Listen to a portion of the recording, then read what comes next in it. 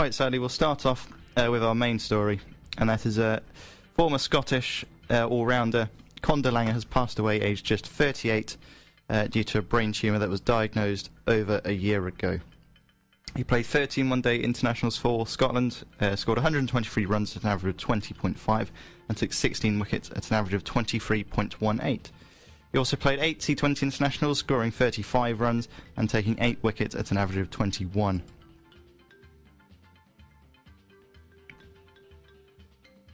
Yeah, no, aged only 38, passed away. It's incredibly young for a cricketer.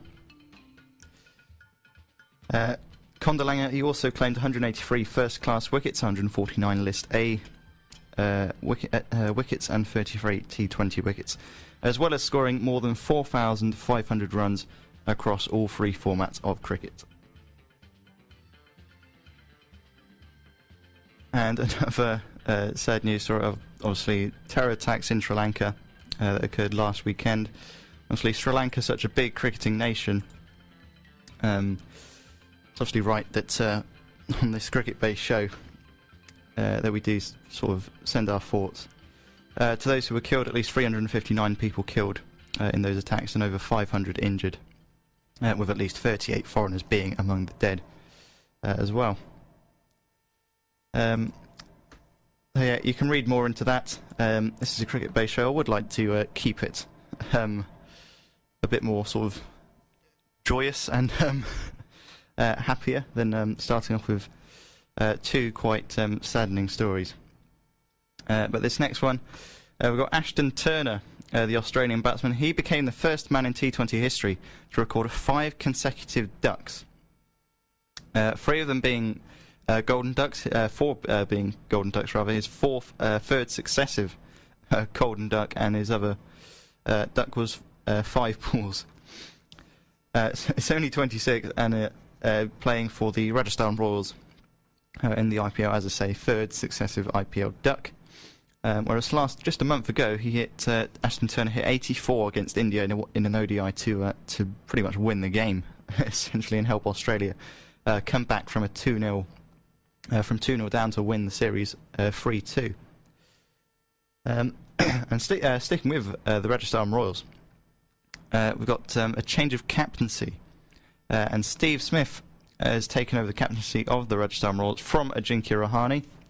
Steve Smith, of course, came back from his ban on the 29th of March this year, along with David Warner, who's been playing for the Sunrisers Hyderabad.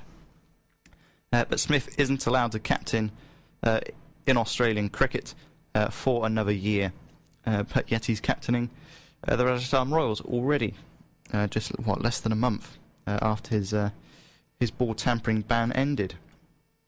Whether that's right, you can discuss that at home. Don't forget to get involved. Hashtag Weekly Wickets on Twitter, at Wes and Spearman, also on Twitter. Get that out of the way now. I keep forgetting to do that, and that is very annoying. But anyway, we've also had provisional World Cup squads come through. The West Indies squad came through yesterday, and I haven't had time to update my page. So I was in Bristol yesterday. Supposed to be playing first game for Solent Uni second 11 against the University of the West of England, their first 11. We got there, about 10 o'clock in the morning. We left Southampton at about 7:30. Got to Bristol, or got to the ground about 10 o'clock. Did some warm-ups, did the toss. We were bowling first. Then it just poured it down with rain, basically.